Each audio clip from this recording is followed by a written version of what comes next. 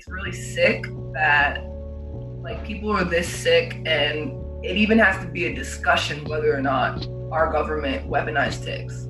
I think that disturbs me kind of the most of all of this, is like the creepy side of like that shadow government what if question that we're asking the Pentagon now to answer. Why is there not more initiatives being taken to educate and figure it out, instead of it just being, everybody kept telling me it's a controversial disease.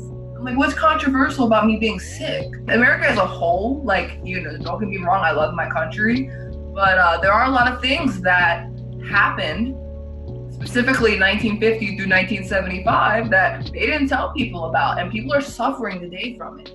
They're thinking they have these other ailments, and they're getting put on Cymbalta and opioids and other medicines when they really have underlying infections. And the diet, the air, the water, everything around us is kind of designed to keep us sick, and that's the sad reality of it. When you have Lyme disease, it's not just Lyme disease. It's not just some infection that causes one thing. It is a complex of co-infections and side effects from herxing, which is what happens when you kill off the Lyme bacteria during treatment. So I have multiple co-infections and ailments that, regardless of what caused it, it's still there.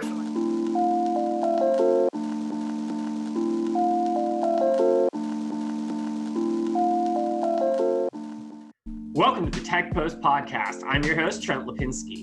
In this episode, I interview Ashley Baker. She's a musician and an artist, and in this episode, we discuss her getting diagnosed with Lyme disease about a year ago.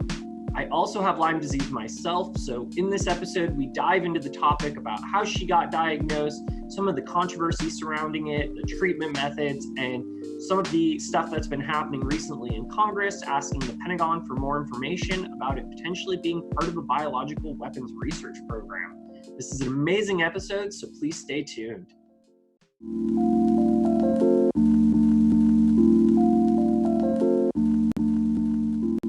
Welcome to the podcast. I'm here with Ashley Baker. Hey, Ashley, tell us a bit about who you are and what you're working on.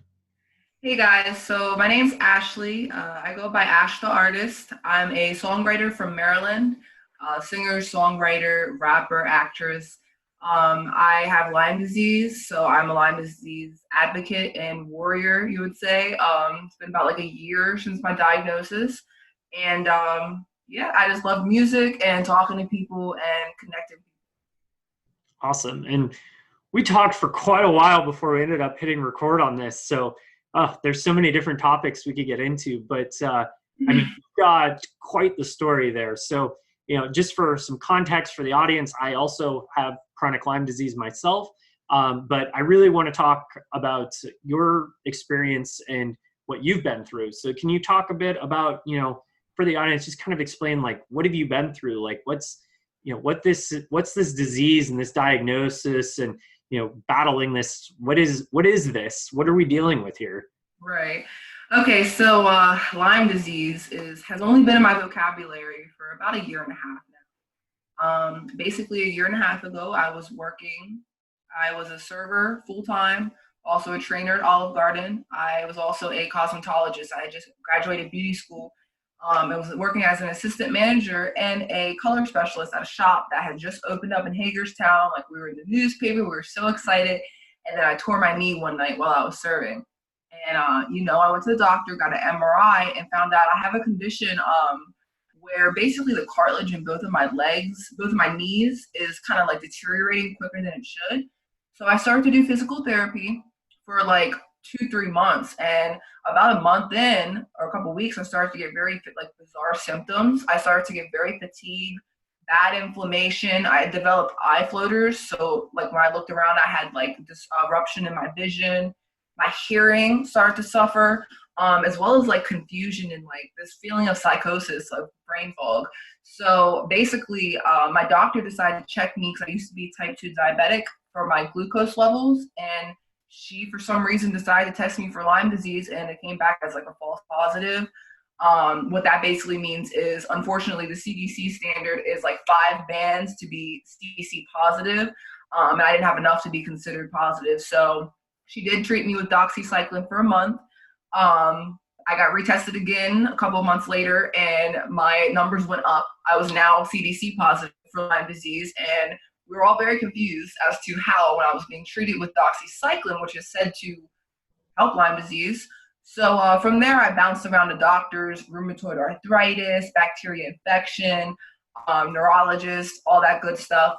They tried to diagnose me with chronic fatigue syndrome, fibromyalgia, rheumatoid arthritis, like you name it. They were trying to say I had all these things. I'm like, one doesn't just randomly develop these symptoms. They did the same thing to me. All kinds of diagnoses, 3-letter abbreviations for things, IBS, this, that, the ADHD, whatever. Like they just threw on the diagnoses and all that crap.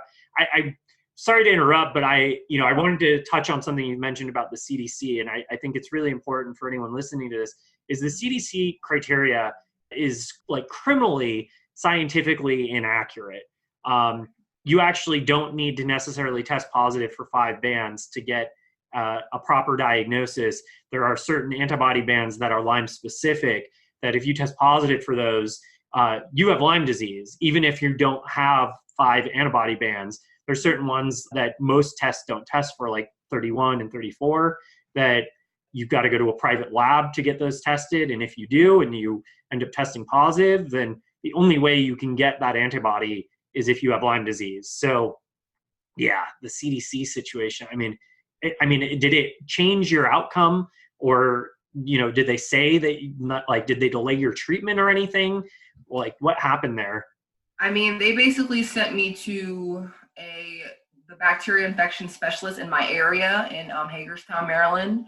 And this was supposed to be the top dog of the, company to help me out. And what they said was that I had an infection, I had antibodies, because of course they don't test for the actual bacteria, they test for antibodies, which is interesting. But basically they figured I had Lyme disease that they didn't catch early enough. They don't know how long I've had it, but it's called chronic Lyme disease complex. And they told me that I was supposed to go to cognitive therapy. Like my treatment plan was to go pretty much see a psychiatrist and meditate and eat more broccoli. Yeah. I had a doctor told me just go live your life. I was like, well, I don't have a life because I'm sick. And it's a literal infection in your brain and it's causing inflammation. So yeah, I mean, you have to treat the underlying bacteria. So after I got the false positive test, my doctor didn't really know what to do. This was my primary physician. She was super unfamiliar with Lyme, but at least she was smart enough to test me for it. So they put me on doxycycline, which is said to be, the first thing you're supposed to do with Lyme disease. And I was on like 2 or 3 months of doxycycline immediately. And this was before I even had the whole, full positive test results. She was doing this to be at least they did that. Like, honestly, like, yeah. At least they did that. Because I mean, we're calling it a false positive because that's what the doctors call it, but it was really a positive. You tested positive for Lyme disease. It just didn't meet CDC criteria. Exactly. That's why I asked my doctor, I'm like, so would a normal, healthy human have any of these antibodies? And she didn't know the answer to it at the time, but she was like, well, maybe. And so she's like, maybe it's not Lyme disease. And like, and it wasn't even her fault. It was lack of education in the whole healthcare system as a whole. Yeah. So yeah, from there, they referred me to all these different doctors. And then I went to see a bacterial infection doctor, and he told me to do the cognitive therapy. He said to go see a therapist, see a psychiatrist, and that was going to be the help for my brain infection. Yeah, and that's just so ridiculous because it's literally an infection in your brain, and it's eating away at your nervous system, and it's causing inflammation in your brain. Like they did the same thing to me. They're like, oh, it's in your head. Yeah, well, it was literally in my head, not mentally in my mind. Those are two different things. It was literally a spirochete in our brains, so it's just so ridiculous that the go-to in the medical system is, oh, here's antidepressants, here's here's mood stabilizers, oh, you want an antipsychotic. Like that's the crap I had to deal with, like especially when we really didn't know what Lyme disease was and it wasn't being diagnosed properly. I mean, your story is so interesting because you just don't know when you got it. Because most people's story starts with, I got bit by a tick, and it's interesting because there's so many unknowns even about how you get this disease were you born with it? Did you get it sexually transmitted? Was this from a transfusion? Was it a different bug? Like, is that a possibility? These are all questions that we haven't researched. We don't know the answers. Like, there's literally no answers to these questions. But there should be, with this being a thing since the 70s, since Yeah. before the 70s, but since it being more publicly a thing since then, and we have made like no progress at all, that really raises the question of why. Why is there information being suppressed? Why is there not more initiatives being taken to educate and figure it out instead of it just being, everybody kept telling me it's a controversial disease. I'm like, what's controversial about me being sick? You know? Yeah. And why is disease controversial? I mean, we can get into it. I mean, there's what's happening in the House right now. They passed an amendment. They're asking the Pentagon if the U.S. government weaponized ticks and insects for biological research. And it's based on a book by Chris Newby. She did the Under Our Skin documentary. I think she was a producer on it. And you, I think, had some interactions with one of her associates. And, you know, I reviewed her book on this podcast. You can go listen to that episode if you want to go take a listen to that after this one. But what are your thoughts on all this? And can you tell us a bit about the guy from Under Our Skin that you've been working with? Yes. So first, I want to say the book Bitten. I definitely recommend anybody and everybody to read that book, not just if you deal with Lyme disease, but if you have any type of disease or if you just want to know about history in the country you live in, you should check it out. I actually, and just a fun fact, you can get it for free on Amazon audiobook. If you just sign up for the month trial, you can get it for free. That's what I did. I downloaded that and Lab 257, so that's been interesting. So anyways, I think that it's really sick that like people are this sick, and it even has to be a discussion whether or not our government weaponized ticks. I think that disturbs me kind of the most of all of this, is like the creepy side of like that shadow government what if question that we're asking the Pentagon now to answer. And Andy Andrews, you know, he was mentioned in Bitten actually because him and Chris Newby did work together for Under Our Skin. Speaking with him, he actually lived in California for a long time. He was anti-Lyme disease. So I asked, why are you interested in Lyme disease? And he was like, his sister had gotten Lyme disease and he didn't believe her. He thought she was being a hypochondriac. And then one of his friends got it and got really sick. And then he started to do more research on it and found out there's more to this. So, you know, I think that it's great to have people who don't have Lyme disease, such as Andy Andrews, shedding light on this subject. I think America as a whole, like, you know, don't get me wrong, I love my country, but there are a lot of things that happened, specifically 1950 through 1975, that they didn't tell people about, and people are suffering today from it.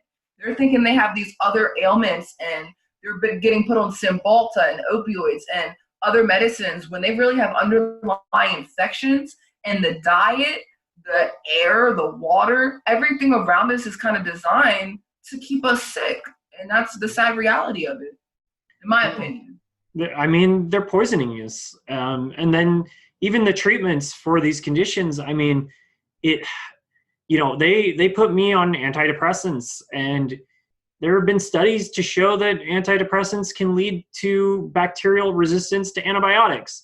So you're literally taking drugs that, you know, that can potentially hurt you when you have these infections. So I know you've had to take some of these medications and manage some of these symptoms and stuff as well. And it's so crazy because, you know, we don't have a medical system that knows how any of this stuff works. And there's so many variables and so many, like, I'm just reflecting back on some of the horrible experiences I've had with the medical system. I mean, it's to the point now where I literally just canceled my health insurance because I was like, I'm just going to pay doctors that know what they're doing for their knowledge and just pay them in cash for it, because that's the only way that I can guarantee that I'm going to get an honest answer, because having to dance around the insurance companies is a nightmare. Can you talk a bit about how you've been able to actually successfully get treatment with insurance? Because I find that kind of rare these days, because I was denied treatment. Yeah, no, totally. And I definitely am an empathetic person. So when I went, I'm going to tie this into what you just asked me, but when I went to the chronic Lyme disease rally in DC, where we actually talked to the people from the CDC and raised awareness about Lyme disease, it was just crazy because it's like, people just have no idea. When somebody, I feel like when anybody sees Lyme disease written down, like in a medical term, they kind of get a little anxious. I've had doctors kind of shy away from me or kind of just brush me off because people don't want to deal with Lyme disease because it is controversial. There are doctors who've lost their licenses for practicing outside of what, the American government is saying is good for the medical community. For Lyme disease, when you have Lyme disease, it's not just Lyme disease. It's not just some infection that causes one thing. It is a complex of co-infections and side effects from herxing, which is what happens when you kill off the Lyme bacteria during treatment. So I have multiple co-infections and ailments that, regardless of what caused it, it's still there. So my doctor is trying to kind of focus on the neurological side effects and the inflammation and things we can see with MRIs and blood work versus like just saying what I have. Like we're trying to get hard proof and documentation on my case. Yeah, and you've actually got a PICC line in your arm right there, Yeah. right now while you're talking to me because you're actually going through an extended round of antibiotic treatment right now. How's that going? It's going well. For the first time since May 2018, I can say I have more hope. I don't think that I'll ever be the same ever. But Lyme disease takes you to a really dark place. Like it wasn't just I'm tired all the time. It was my body is like weak. Like I felt like my life energy was just leaving me. Like I've lost so much muscle mass and just Yeah, it's it's a battle. I've gone through it too. It's a muscle wasting disease. It steals your energy. It breaks down your joints. It affects your nervous system and your brain, your memory, your recall. I edit these podcast episodes because I have to edit things out because I say my ums and ers and so's more than I used to. Sometimes it's hard to find the right words. So no worries here. Ultimately, this is an epidemic that's happening here now in the United States. This is real. What were you doing before all this? Like you've got a music career. Like you have a life that is more than just Lyme disease. Yeah, so music has always been my thing since I was like a little girl. My mom forced me to do talent shows when I was a kid. So I've always had a musical background. I did some musicals, like I've done Rent, Fiddler on the Roof, Wizard of Oz, things like that throughout high school and college. And then recently we did Rent, the rock opera, which is a musical all about the AIDS epidemic in the late 80s, early 90s, which is ironic because like I auditioned for Rent back in April, and then I got diagnosed with Lyme disease in May. And then we practiced for a whole year because the whole theme of the show is, how do you measure a year? And some people are calling the AIDS epidemic AIDS Part 2, like B-cell AIDS. And, it was just weird for me going through that. But, prior to all this, I didn't even know about Lyme disease. I thought you just get it from a tick. I was working. I had just graduated beauty school and was working full-time as an assistant manager at a salon. I was a color specialist. I was a server and a trainer at Olive Garden. So I was doing a lot of physically demanding jobs, drinking coffee twice a day, consuming cheese, dairy, bread. I mean, I worked at Olive Garden. So like pasta, dessert, like it's all right there. And then my whole life just changed, after I tore my knee and then developed the bizarre symptoms and found out about Lyme. And then found out that it's controversial and that I have to, it's sad that I even have to fight to be sick. But I would say I'm physically not better off with Lyme, but like mentally, I'm better off with what I've been through from Lyme disease. I don't think my health will ever be the same, but I'm thankful for the lessons I've learned already. And I'm only a year in. And you bringing up, not to bring this back here, but you're speaking about insurance being a factor with treating Lyme. When I went to the rally in DC, there were so many people from different states, like Texas. We had people from Canada. We had people from all over the place. And just seeing different people from walks of life. One person's paying like $1,000 to $3,000 a month for treatment, and another person is getting lied to about treatment. They're getting treatment, but they're taking like pain medicine and Cymbalta. Yeah. It's sick that there's not just one place we could go to get the right answers, to get the truth. Because that's literally the only thing that's going to fix this is the truth and true healing. But Yeah. I'm not sure if we will see that. Like with Well, this. and every doctor I've ever seen, they all have a little puzzle piece of knowledge. And you Yeah. kind of almost have to see as many doctors as possible and hope Yeah. that you can gather puzzle pieces from all these different doctors, because they all have different opinions, different solutions, different practices, different herbs that they use, or different medications, or different protocols. And there is no guarantee with any of this. There's no, there's no one protocol fits all. There's no just take this drug and you're going to get better type solution. There's a lot of experimentation involved. There's a lot of figuring out like who and what is going to work for you. That's the other problem, is your condition, your set of co-infections might not be the same as mine. So you might be dealing with Lyme and Mycoplasma, and I might be dealing with Lyme and Babesia and Bartonella. Well, you're going to have a totally different symptom profile than I would, and we're going to have totally different treatments and protocols and things because we're dealing with different co-infections. Maybe you've got latent, Epstein-Barr virus. Yeah. Maybe I don't. Maybe, there's another virus that we don't even know it. We haven't even found it, and we haven't even named it yet, that's causing us both to have symptoms.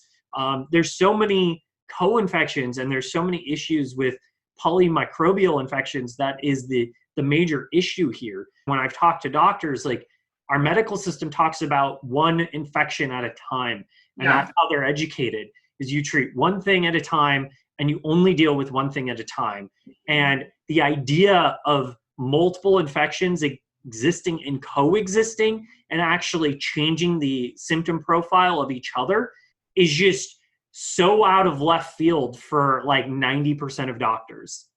It is. And I mean, when you read the book Bitten and Lab 257 and get into this information, it's mind-blowing. It's literally mind-blowing that they're splicing bacteria and viruses, and like depending on your DNA, it's going to affect you differently. And like, I don't know if I'm sure you do know about the Tuskegee experiments. Mm-hmm. And that correctly, and like they were testing with syphilis and with Lyme disease, spirochetes, a direct cousin of syphilis, and it just makes you think, because the U.S., I believe, did admit to the Tuskegee experiments, and timeline-wise, that was right before 1950, 1975. It's just, I don't really believe in coincidences like that, and it's not, the government's going to do what they're going to do regardless, and it's like, me saying this, like, I just want them to do the right thing at this point and save some lives, but I feel like they're making too much money off of the false diagnoses and suppressing the truth. So I don't know if we will see the truth. I hope we do. I mean, part of me is really, really hopeful that, we're finally at a point where it's been long enough that they're willing to say, we were doing this biological research. I don't know if it escaped the lab. I don't know if it was, sent out into the world on purpose. I don't know if, the Russian government stole it and then attacked America with it. We don't know those answers, because unfortunately that information is likely classified, and someone somewhere, or some documentation at the Pentagon and the CIA, they know what happened and they're not telling us. Right. I mean, if it was the Russians, I think as citizens, we have a right to know that we were attacked by another country. If it escaped the lab by accident, I think as citizens of this country, we have a right to know this escaped the lab by accident. If our government did this on purpose and released this with an intention, we have a right to know if they did this on purpose. Or if the purpose was something else and then it was an experiment that, went the wrong way, or I don't know. But at the very least, if we can get the reality of what this is figured out, and we establish that, hey, we're working from this point, this is a fact, and then we can move forward from there and figure out what the next solution is, then we can form plans, then we can strategize around this, then we can enact legislation to make the insurance companies provide accurate treatment. We can push the CDC to, figure out better testing methods. I mean, one of the things that boggles my mind is veterinary medicine is like 10 years ahead of where we're at with people. They have more effective Lyme disease tests for dogs than they have for people.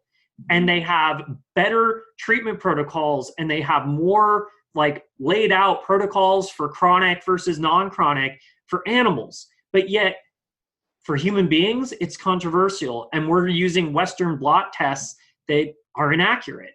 And then the criteria, even though you tested positive, they tell you, oh, it's a false positive. And it's like, no, it's a positive, and you shouldn't, that means you need to be treated. So it's so crazy, because we unfortunately, we live in this world now of fake news, of, of altered search results that no longer reflect the facts. I mean, part of the biggest issue with Lyme is the misinformation that is available when you search and you get involved in these Lyme communities. Like, I mean, on one hand, I'm really appreciative of the Lyme community because they're doing everything they can to try to help each other. At the same time, it's a bunch of people who are sick trying to figure out how to solve this problem. And we're not the ones that should be solving this problem because we're sick.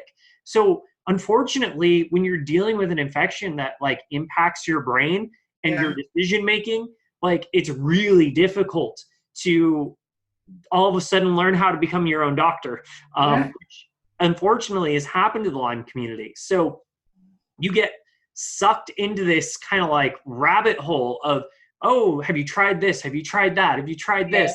And we're just all constantly trying to like meet up and compare notes and what worked for you, what didn't work for you. And it's chaos. And then I've even talked to some people who did not have Lyme disease, who then were misdiagnosed with Lyme. And you get those people who are harmed as well, because then they do a year of antibiotics and just get worse because they didn't have Lyme and were misdiagnosed. So you get both ends of the spectrum, where people who have diagnoses like fibromyalgia, like MS, that is actually Lyme disease, and they're not given the adequate treatment they need. Then you have other cases where someone's misdiagnosed with Lyme when they don't have it, and then they get treatment they don't need. And it's all just simply a lack of education and a breakdown of the medical system. Right. So and the question is, why? Why? When we are so advanced in all these other areas, why? And it makes you have to come back to the accusations and the information that you and I both know about what the government did do for Dietrich and Plum Island. It's not even just Lyme disease. They also did other experiments with, I mean, I'm not trying to take it super far-fetched here, but like MK Ultra, there was some things with like Frank Olson. I don't know if you're familiar with that. Like there's something on Netflix called Wormwood, I believe. And that's like Frank Olson's son. He gets into the story about like his father and like how they were giving the scientists psychedelics and some of them couldn't handle it. They were dropping viruses in like subways. Listen, there's crazy information out there, and like it's not far-fetched. Things don't make sense right now, and I just hope people open their eyes up and become their own advocates. Otherwise, if we just let the government continue to do this, like there's no hope for the future. Everybody is going to be completely sick, and then what's going to happen? Well, the crazy thing is, like with MK Ultra, I mean, that is a declassified program, and you can go read their declassified reports of what they did, and people still don't believe it. Yes. It just boggles my mind when the source of the information is the government, and people go, oh, that can't be true. And it's like, so you'll believe the government and you'll believe the CDC that if you have less than 5 antibody bands, you don't have Lyme disease. And you'll believe them that chronic Lyme disease doesn't exist, but yet you won't believe them when they declassify something where they're saying, yeah, we did this. It's crazy. And that falls into the problem as like a collective conscious that we're really failing. I feel we're so easily distracted, especially in America, not just here, but we're so easily distracted by District 51 memes and, Kardashians and what Kanye's doing. And it's like, there are things happening right now that do affect you and your children, your children's children, where people are so consumed in this ego mentality, and it's just it's really detrimental as a whole for like the world. No, absolutely. And it's, I mean, on one hand, I'm hopeful that people like yourself who are coming out and speaking about this, I mean, me telling my own story, it took a really long time to come out with this. It's Mm-hmm. not easy, but Yeah. it's really important that people like yourself have the courage to speak your truth and tell people what's going on. This is not just happening to us. This is happening to millions of people around the world. This is an Right. epidemic. This Yeah. is the infection that I've been reading about, superbugs, and how in the future there were going to be antibiotic resistant infections. And, there was going to be, I mean, there's literally an entire movie industry of zombie movies about this. Like there's Yeah. an entire genre of films about this exact kind of subject and topic. And we're here in 2019 when we're recording this right now. Lyme disease is the superbug we've been warned about for decades. It's here, it's now, it's happening. I have it, you have it, people's children are getting it, our Yeah. dogs and our cats and our pets are getting it. I'm afraid it's in our food supply. I agree, because think about if a rabbit or something goes and uses the bathroom in a garden, and then maybe that bacteria is there and grows on the cucumbers. Who's to say it's not there still? Well, think about cows, cattle, think Yeah. about the actual livestock. I mean, they dose our livestock in this country with antibiotics and hormones and all this crazy stuff. Well, one of the theories in Lab 257 is, that this was potentially created, or at least released potentially from Plum Island, which was an FDA research facility. Right. And they were doing research because they were looking at using these diseases possibly as a way to eliminate an enemy's food supply. Yeah. So, Oh, right. And it is the FDA that was doing it, technically. correct. So it was in association with the military, and Right. we don't know if Lyme disease came from Plum Island or not.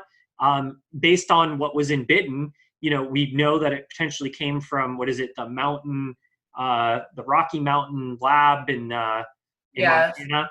I'm. That's where Bordorfer was actually doing his initial research. Then Yeah. he was going to Washington, D.C., bringing samples with him to Right. the Pentagon and I think it was Fort Detrick, and giving them these diseases that they were breeding inside of these tick stomachs. So we know, the guy confessed. That's the thing that just boggles my mind. Like, I'm admitting this as a man, but whatever. I literally cried when I was reading Bitten, because when I got to the part where he confessed, it became real. That was it for me. It literally brought tears to my eyes. I don't get that emotional that often, to the point where it brings me to tears. But that brought tears to my eyes when I got to the part where he confessed in the book. I believe him more than whatever is going to happen next with whatever the government says, whatever news report comes out, or whatever the Pentagon says. At the end of the day, I'm going to believe the guy who confessed on right before he died, probably more so than whatever conclusion they end up coming to. Yeah. Like how it's because he's been credible this whole time and helping you guys figure out what Lyme spirochete was and all that. So isn't he still just as credible? Yep. And the thing that really got to me as well was the fact that there was Rickettsia helvetica, which just was left out as a causative agent, as a potential causative agent. And now we know Rickettsia helvetica, at the time, it didn't even have a name. It was called the Swiss agent. Yes. We now know that it's pretty much undetectable. It causes a range of neurological symptoms, and it very well could be that it is still a potential causative agent and is one of the co-infections that is infecting people and causing some of these symptoms. So it could be that the person who gets Lyme disease from, one tick doesn't get Rickettsia helvetica, and a round of doxy cures them and they're good to go, and they don't get any other co-infections. That can happen. That's a possibility. Yeah. But What happens to the person who gets bit by a tick that's got Babesia, Lyme disease, and Rickettsia helvetica? What happens to that person? Doxy's not going to fix them. So, and they're not going to test positive on a test. So, you know, they might test positive for the Lyme, but they might not test positive for the Babesia or the Rickettsia. So there's just so many different variables here. It's insane. Yeah, and people don't even know about the other co-infections. Like, I had no information of it. Whenever they present Lyme disease to me, I'm thinking it's one bacteria. I would have had a bullseye rash. You know, all the information we know about Lyme disease is just completely incorrect. And we need to completely re-educate people about Lyme disease, you know, and especially our doctors. yeah, and that's the thing. But we really need like the CDC and IDSA and all these other people to like, and corporations to be real. And that just seems so unrealistic because of the world we live in today. Listen, I completely agree with you. When I read Bitten, I was heartbroken. I still am. I mentioned earlier, I have a really good poker face, but like Lyme disease is the most terrible, amazing thing that ever happened to me. It's awful. I wouldn't wish it on my enemy because it's suffering. You are suffering. People, I do a lot of like positive posts and like music and things like that. And people always come to me and say, you're so uplifting and like you're positive all the time. And it's like, all of this stems from deep pain and struggle and like suffering. And for me to even have to fight to be sick, like I don't want to have Lyme disease. I don't want to have to be an advocate for this or share all these things on my Facebook constantly, but I have to talk about it. Yeah. I don't talk about it. And if you don't talk about it, who is going to represent for this whole group, these millions of people who are just dying silently? And it's really heartbreaking. It really is. And I really just hope that people wake up in America, because America, as I mentioned, people are very distracted. They're vibrating on a very low level, and it's time for people to wake up because we can't keep repeating our father's mistakes. Like, it's time to fix stuff. Yeah, no, I fully agree with you. It's completely changed the course of my life. Mm-hmm. And I mean, even yesterday, I had a minor flare-up. You know, luckily I kind of know what these things are now and I'm able to manage them. But I mean, I was pretty much incapacitated last night. I had to drop everything I was doing. I basically just had to manage this minor flare-up I was having. My lymphatic system swelled up. It happens every full moon. I mean, It sounds so crazy to tell people this, but full moons cause my Lyme disease to flare up. And I've talked to dozens of other Lyme disease patients who also have Lyme disease, and they all experience the same thing. And we don't even know why it is. Like, there's theories, there's hypotheses, but we don't know why every time there's a full moon, most of the people who have Lyme disease have a flare-up. Yeah. Is it frequency? Is there something gravitationally happening inside the human body? Is it reproducing on a lunar cycle? What is that? Like, we don't even understand a almost universal symptom for everyone who has Lyme disease. We don't talk about it. There's no research done about it. It's just, yet all these people have this experience. The other one is EMF sensitivity. Yeah. I mean, you and I talked a little bit about this before we were recording, and, you know, I could tell you were probably hearing some things that you might not have heard before. And I'm going to explain it for the audience real quick here. Is basically Lyme eats away at the neural sheaths. It's called demyelination. And it's this fatty layer that's around the nerves. So if the Lyme disease spirochete comes in and eats that fatty layer, the nerve is then exposed. So it's exposed to all stimuli. It doesn't matter if it's EMF. It doesn't matter if it's a fluorescent light. It's just now hypersensitive, period, to all things. So, of course, someone with nerve damage is going to be sensitive to electromagnetic frequencies and energy. Like, this is not woo-woo. This is not like nonsense here. Like, this is a real symptom that happens to people who have nerve damage. And the amount of like blowback and people that I've had to argue with about this topic is just insane. You bring up EMF sensitivity and people are like, that's not real. That can't possibly be. Like, you can't sense Wi-Fi and cell phone signals. And it's like, actually, I can. And it's because I have nerve damage. And it's a real condition caused by Lyme disease. And it's so difficult to explain to people that, you know, we do not live in this black and white world. We live in this world of all these different possibilities and all these different variables. And you literally can't get the information because it's just not available. You can try to Google this stuff, but you're not going to get the truth on Google. Like, Right. if you got the truth on Google, they'd be out of a job. Like, because their business is selling advertising and products. Like, that's Right. what they do as a company. So you're trusting an advertiser organization for looking for the truth. Like, what? Like, that's not how they make their money. They don't make their money telling you the truth. So people Right. unfortunately trust what they find when they Google for something. Yes. And you shouldn't, because it probably isn't true.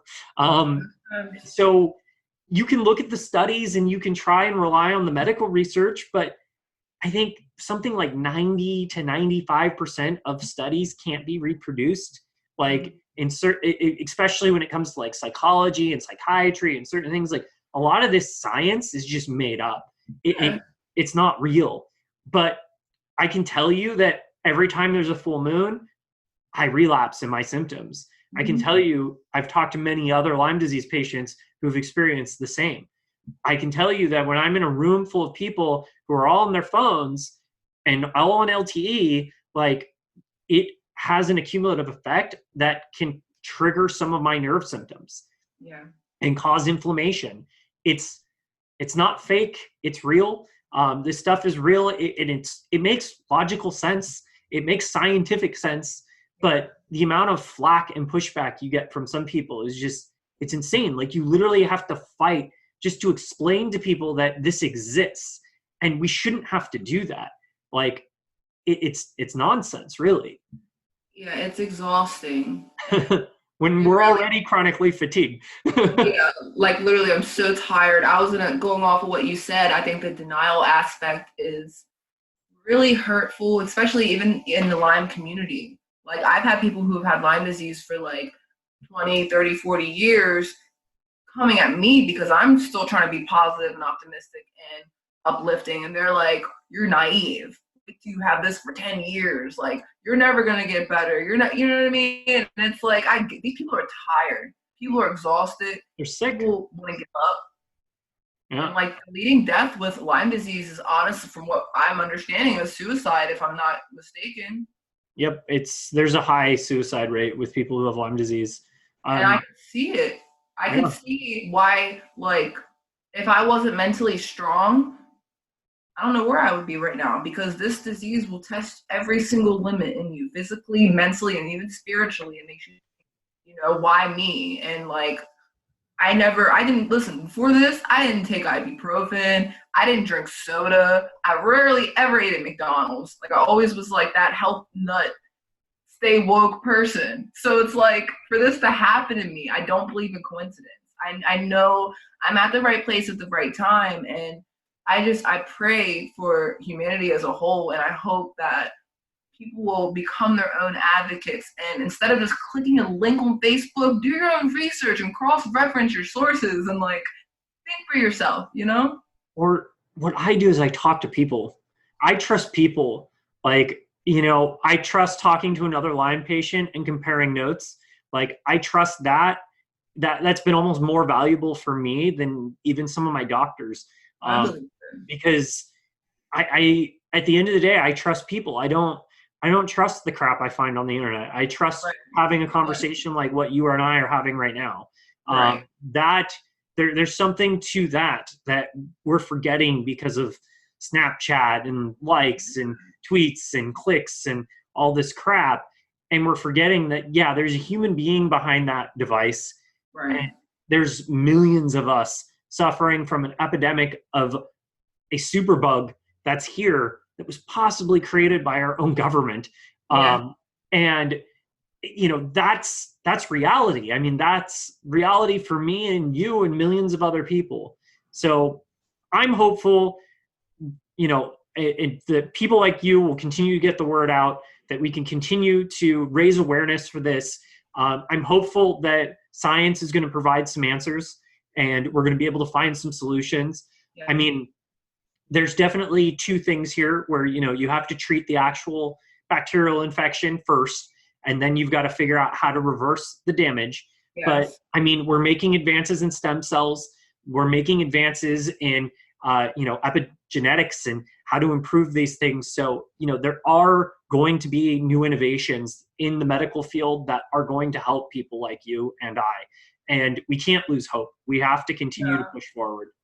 Yeah, so you have to keep your faith. And that doesn't have to be religious faith, faith in yourself, faith in just hope as a whole. You have to keep it. Otherwise, you will be taken under. And, overall, right now where we're at, we're in a really weird spot. Like, we're waiting to hear what the government's going to say. Like you guys. I already know. I've already read the evidence. The evidence to me is already clear. I don't care what the government says at this point. That's what I'm saying. Like, you guys weaponized it. Whatever way you want to talk about it, y'all did some immoral work. You basically continued Nazis' work when you brought them over here under Project Paperclip. Everybody gets so offended about the Holocaust and all the things that happened, but like, dude, they were doing those experiments and similar things here. There was weird animals that washed up near Plum Island. I'm not even gonna take it there. Listen, but this live in. I'm telling you, even the celebrities who have Lyme disease, such as like Avril Lavigne, Shania Twain, Alec Baldwin, why don't we see them out here speaking? Like, if the Pentagon's getting questioned if they did this or not, why aren't celebrities and bigger people of status standing up for us? There is a senator that has Lyme disease or had Lyme disease and was treated. I wonder what information they had access to that you and I don't. And why aren't they speaking up about the corrupt part? Because they're above us. They have more on the line. They have sponsorships. They have the public eye on them, mainstream. So it's like, maybe they got threatened, and I'm not saying. I was going to say they might have been told to, we'll give you the cure, but you can't tell anyone.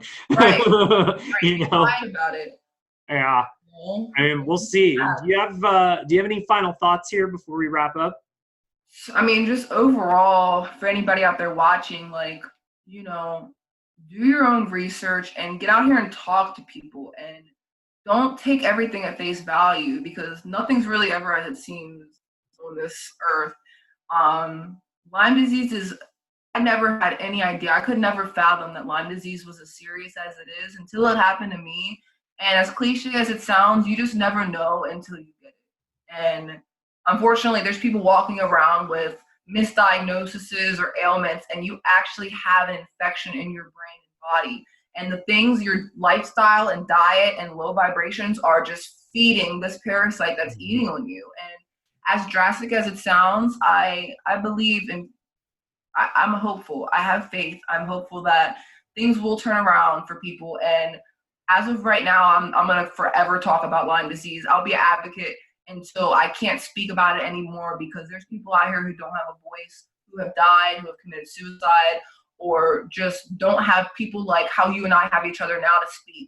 There's people out here alone suffering. So please do your research, and let's just pray that something happens and comes of this whole Department of Defense and Pentagon being questioned. Yeah, I'm hopeful of that as well. And thank you for having the courage to come on the show, talk to me, and continuing your advocacy work and raising awareness, because, these are our lives. This is not, we're not promoting, something here. We're not trying to sell you anything. Like, our literal lives depend on figuring these things out, figuring out what the facts are, so that people like you and I can get treatment and get better and live our lives. For me, I want to eventually have kids and start a family. Like, I can't do that if I'm getting flare-ups every time there's a full moon. It's crazy. So again, thank you for coming on the show. Where can people find you? Thank you. So I am on, I just now recently got myself on all streaming platforms. So Spotify, Apple Music, Amazon Music, YouTube, all that good stuff. You could look up Ash the Artist. It's all one word, capital A's, Ash the Artist. I'm on Facebook. I have a Facebook page as well as an Instagram page. Both are called Ash the Artist. I also have a Facebook and Instagram page for Lyme disease awareness, which is called Lyme Don't Kill My Vibe on Instagram and Lyme Life on Facebook. So I'll hopefully be able to send you some like links for this so people can maybe like click it or Yeah, something. I'll put them in the description. Perfect. Yeah. And just overall, like, I hope people can hear my story and have inspiration and know that we're not what we're going through. We are not what we were going through, and don't ever be ashamed of where you've been, because it's building your character and making you strong. And overall, do your research on Lyme disease. Wear bug spray and like educate yourself, please, because it sucks. Protect yourself. That's a really important one. Is people really need to wear bug spray and long pants when they go out in the woods and that kind of thing. You can get bit anywhere on your body. And a lot of people do get bit on the chest, on their arms, on their necks. So yeah. And then there's a possibility that some of these infections can come from other bugs in other situations as well. So we don't know, because no one will fund the research. So can't tell you what the answer is, because no one will prove it. But again, thank you for coming on. It has been an absolute pleasure. I will put those links in the description so people can find them. And please continue to do the work that you're doing. And I hope you feel better. Thank you. I hope you feel better too. And thank you for the light that you've shed on it for me as well.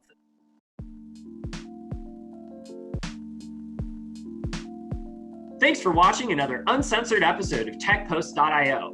I'm your host, Trent Lapinski, and don't forget to subscribe to us on YouTube and hit that little notification bell next to the subscribe button so that you can get notified when we release new episodes. You can also find us on iTunes, Google Play, and other social networks, including Twitter and Facebook, at TechPost.io, and you can find me personally at Trent Lapinski. Once again, I'm Trent Lapinski, and this has been another great episode of TechPost.io. We'll see you soon.